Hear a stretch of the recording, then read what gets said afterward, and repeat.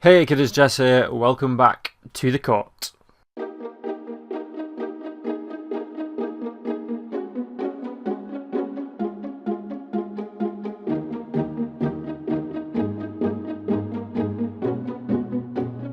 Now we're going to be short and sweet today, very quick, because I've had a very long weekend and you do not understand how ready for bed I am right now. It's actually late on Sunday night already, so this video is coming out quite late today. You may have already noticed. But you know, sometimes time just gets at you rather than gets to you. Because yes, I feel very much like I've been attacked by a lot of things to do with my real life today. But that's a completely different story, one we're not going to go into. Don't worry about it, I'm fine. So in the interest of being very short and very sweet, we're going to just talk about something very straightforward, very simple, very easy. I'm going to talk about a couple of games, game-related things going on right now. Now, first off, something that some people may have noticed in the descriptions of one of my series in particular recently, I want to talk about the comparison between Saints Row and GTA. And not just the new titles, but the series as a whole. Now, I've been a fan of both series for a very long time. Saints Row since the very first title, because it came out quite late compared to when the first GTA was out, obviously. And I've been into GTA ever since GTA 3 was out in, what, 2003? 4? No, 3. Maybe 2, actually. Arguably, you could say GTA 3 was the first game I ever actually owned myself. Every other console we'd had in the house had always belonged to my older brother.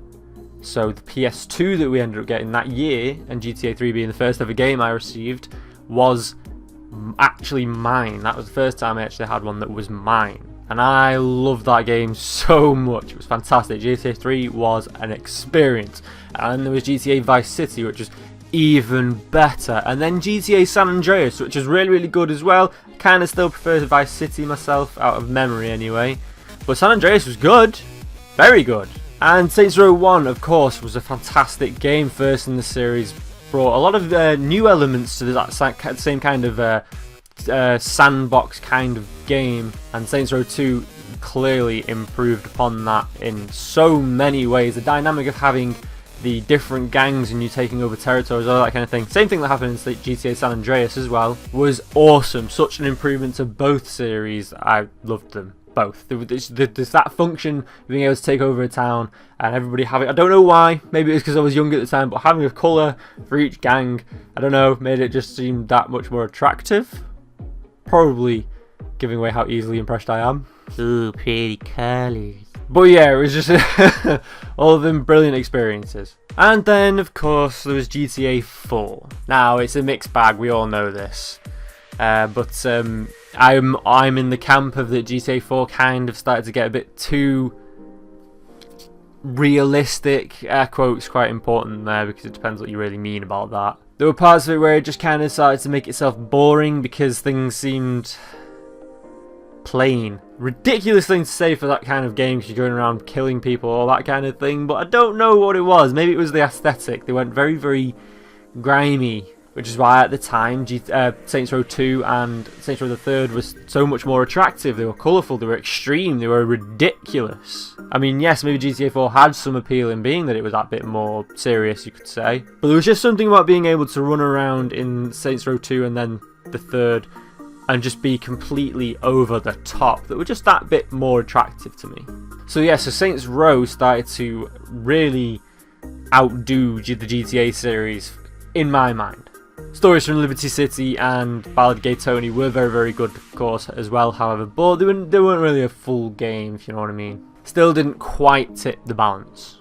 And so, of course, we get to this point in this year where we had Saints Row 4 coming out, and then not too much later, GTA 5, of course. But for the longest time, seeing the trailers and the hints and all that at GTA 5, I was still sort of going on that sort of back end of the disappointment with GTA 4. I was thinking, the series has kind of disappointed me. I might not get this one. And Saints Row 4 I was so looking forward to from everything I'd heard. Being really disappointed when I found out that there was a new Superpower DLC that had been cancelled when THQ went under. But hang on, wait, no, maybe not, because it actually turned it into a whole new game anyway. Yeah, I was a little bit behind on my update news of that particular series, so that is pretty much the order of how I heard it. And then Saints Row 4 came out, and obviously I started playing it. I mean, I made a big deal of finishing Saints Row 3 before I actually even started playing Saints Row 4. And as you may have noticed in my tone, up to this point, I ended up being a little bit disappointed. It's a good game, don't get me wrong, but there's certain things that kind of disappoint me with Saints Row 4. Chief of which being that all that time I spent replaying Saints Row 3 on PC, because I originally had it on PlayStation 3. The whole point was to have my guy set up with all his upgrades and all his things, and you know, having my guy all set up to be uploaded to the website that they had ready for you to then download into the next game. But for whatever reason, that didn't happen. I uploaded him, perfectly fine. Couldn't download him. Did not recognize my login well, no, correction. The game does recognize my login details as far as being a member of that website, but it claims I have no characters for download. Doesn't even recognize the fact that I had some made in the inauguration station that was released pre-game anyway. So yeah, that kind of was like the first little stumble on the road of SR4. This time I'm still thinking stuff, I'm not going to get GTA 5 because yeah, it's not going to be too serious, I'm not going to enjoy it. But now I've seen videos of GTA 5 and it looks awesome. I mean, yeah, they're kind of still more realistic than Saints Row. Obviously, that's kind of the, you know, that's the spectrum now. It's Saints Row goes ridiculous, and GTA kind of is still a bit ridiculous, obviously, given the subject matter. But it still kind of seems more real. Yeah.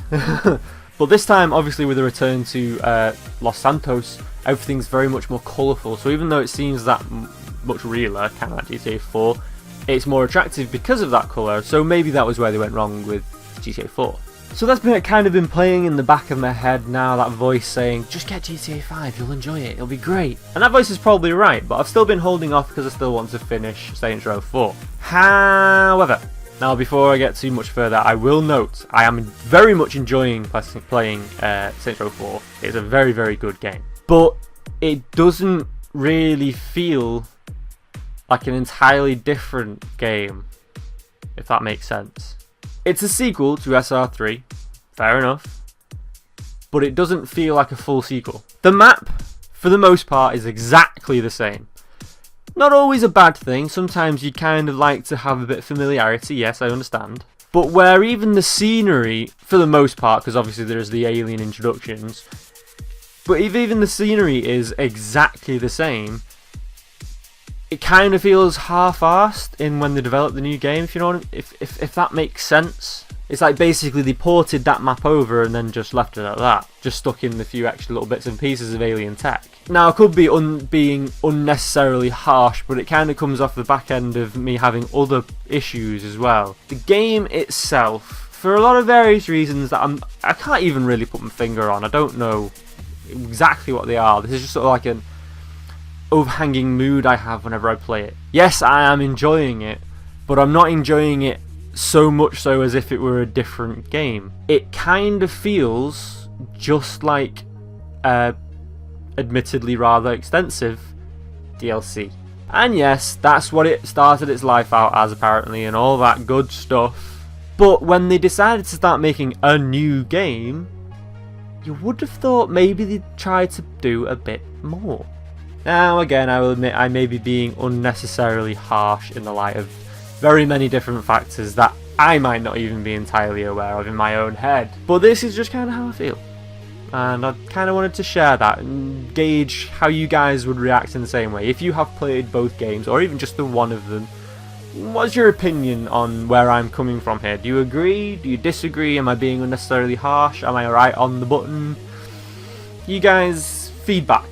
But at any rate, at this point, I am thinking I'm probably going to get GTA 5 a lot sooner than I originally planned to, because I think I might introduce it to the rotation along with still playing Saints Row 4 at the same time. Which is why I kind of hinted on yesterday, about how I'm going to turn Saturdays into Sandbox Saturdays. Possibly not a completely accurate name, considering I'm playing other Sandbox games not on Sandbox Saturday, and in the future I may end up playing games that aren't technically Sandbox on a you know, it's in the name. Come on, I just say things. Plus, I'm really fucking tired. So yeah, anyway, point being, that's how I feel. You guys give me some feedback to let me know if I'm being unnecessarily harsh or whatever else. And now also, while we're on the topic of games as well, I also want to talk about another issue. Well, not issue so much as just another topic. You may have noticed that my Halo series came to an end, and yes, I will be starting Spartan Ops instead, although I'm kind of arguing with myself exactly how I want to do that. I'm thinking maybe it won't be full episodes as a full playthrough of each part of each, mini part of each episode kind of thing. Because even though the beginning and the end of them kind of have like a cutscene story and all that kind of thing, and there's stuff going on in them, the whole level itself isn't so much a story as it is just sort of a blitzkrieg.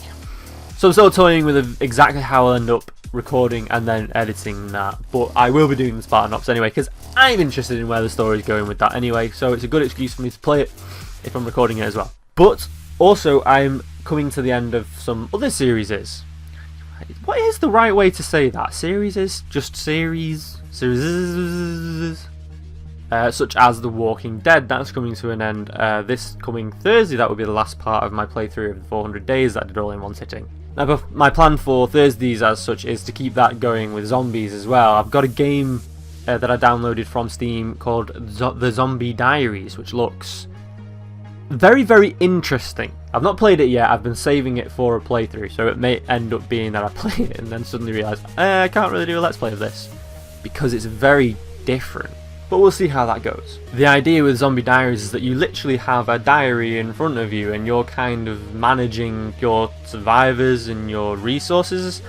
This is what the trailer says anyway. So I'm just really interested in that because I'm really into zombies, as you all probably well know, and zombie stories in general. But the thing is, rather than just the fact that these are undead people that get shot in the head, which is pretty good, the main reason I really like zombie stories is because of the way it reflects on human society, or the way societal structure kind of collapses within that kind of a situation so extreme that it's like they're fighting themselves that aren't really themselves, and the way that plays into people's minds and moods and all that kind of thing. Maybe it's a psychological approach I have, I don't know. I just really, really like it. So I'm really interested in playing this game because it so much concentrates on relationships between people, even if it's not full on graphics and you see like avatars of people doing things and it's just like you're looking at pages in a book and that's what you do. Like I said, I don't know exactly how this game's going to play out, but I'm still interested in the idea. So that'll be coming in a couple of weeks after I take my customary week's break after a series finishes, and then we'll start another one. I'm really looking forward to it. I hope you guys are as well. But this also plays into something else I wanted to talk about my collection of series. Seriously, I need to figure out what that word is. I'm beginning to think I'm giving myself too much work to do because I'm getting so tired so often. Don't get me wrong, I'm having a hell of a lot of fun playing all the series that I do. I'm just starting to think I may need to slow down a little, considering that I'm still working, still studying, and all this other good stuff. Well, not really good stuff. So I think I may need to slow down on exactly how many series I've got going, but I don't want to just stop things altogether, if you know what I mean, just like stopping series halfway through. So I'm still working on that. It might just be that for a while now you will get pre-recorded videos, then it gets to a day that is a certain series. Like I'll sit down and play an hour and a half worth of one game, and then the next 3 weeks those half-hour videos will all be from the same sitting. I hope you don't mind that, is what I'm basically getting at, because it may be that might have to be how it has to be. But we'll work on that when we get to it. It might just be because I'm so tired today that I'm sort of in that mindset of preparing myself to maybe do that. And I'll wake up tomorrow and I'll be wide awake and I'll be like, oh no, sorry, I can keep going at the pace I'm going. But like I say, we'll see how that goes. And like I said, that's pretty much all I really wanted to talk about this week. I have a feeling it's probably not as short as I imagined it would be. Probably not as sweet either, I'm sorry. But there we have it. Don't forget to like and subscribe if you like what you see and you want to see more. I've been Jester. You've been awesome. A really big hand you could do me is go over and check out my original narratives on jesterconceptions.blogspot.co.uk, where I put out an original narrative every Wednesday and a Sunday. Today is actually the one that came out this morning, is possibly a big reason why I'm so tired today, because I stayed up quite late finishing it off last night, this morning. But I had so much fun writing it, and I think it came out really well, personally, without trying to be too big-headed. So it would just be a big favour if you go out and check that, you know. But that's up to you. And as always, kidders, thank you for watching again, and I will see you through the week.